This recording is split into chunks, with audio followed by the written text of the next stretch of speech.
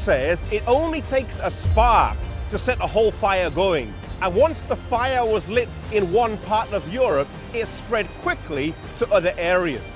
John Wycliffe had made a massive impact, not just in England, but further afield in Europe, in particular here in Prague, and the region that was known then as Bohemia.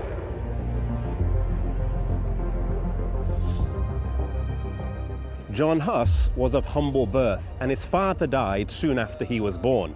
His mother sought an education for him, and he was able to get admission to the University of Prague as a charity scholar. As she reached Prague with her son, she knelt down and prayed that God would bless his life, a prayer that was answered again and again. He soon distinguished himself by his tireless application to study and by his blameless life. Upon completing his studies, he entered the priesthood and rapidly rose to prominence, soon becoming attached to the court of the king. In a few short years, he was the pride of his country, and his name was known all over Europe. Today, they've built a statue to commemorate him here in the Old Town Square. Several years after becoming a priest, Huss was appointed preacher of the Bethlehem Chapel here in Prague. The founder of this particular chapel had advocated as a matter of importance the preaching of the scriptures in the language of the people. At that time, there was a large degree of ignorance concerning the Bible, and Huss also believed that it was vitally important to preach the scriptures in the language of the people.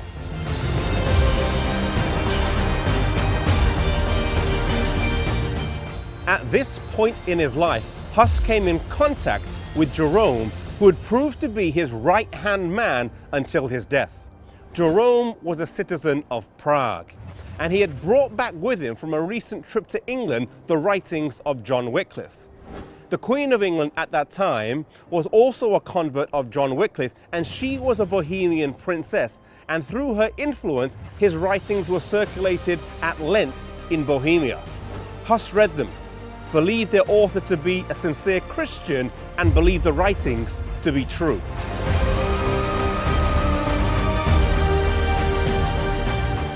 Huss's impact was growing, not just here in his homeland, but also in neighboring Germany. And soon news of the work here in Prague reached Rome, and he was summoned to appear before the Pope. To go would be fatal. The King and Queen of Bohemia, the nobility and the government all asked for a local trial, but this was not granted. The trial of Huss went ahead in his absence, during which the city of Prague was put under interdict. This struck terror into the hearts of everyone. No church services could take place. Baptisms, funerals, weddings, those ceremonies that were so key to life in general were not allowed to take place, and through this means, Rome was able to hold sway over the people.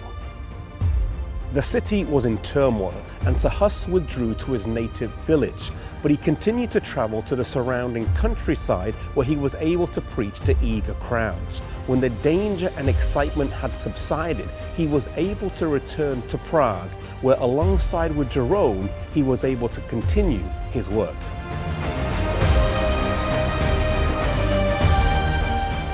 During this time in Europe, there was not one or two, but three rival popes, all claiming to be the vicar of Christ. This abuse of power in the church was something that many men strongly condemned, Huss being one of the loudest voices. The emperor at that time, Emperor Sigismund, called for a council in Constance, Germany, to settle this dispute once and for all, and also to deal with some of the new heresies arising from men such as John Huss that they didn't agree with. Huss was summoned to appear before the council and was given assurance of a safe passage by the emperor. One thing that stands out from this story is the prayer that John Huss's mum made with him as he was on his way to university. I want to encourage you, if you're praying for a child, if you're praying for a parent, to never give up in your prayers. The prayer of John Huss's mother was answered many, many times over in ways that she couldn't have even imagined. Maybe you're praying for your children, maybe they're on their way to school, maybe you're praying for a loved one. Keep them in prayer and never think that our prayers will go unanswered. God does hear and God does answer our prayers.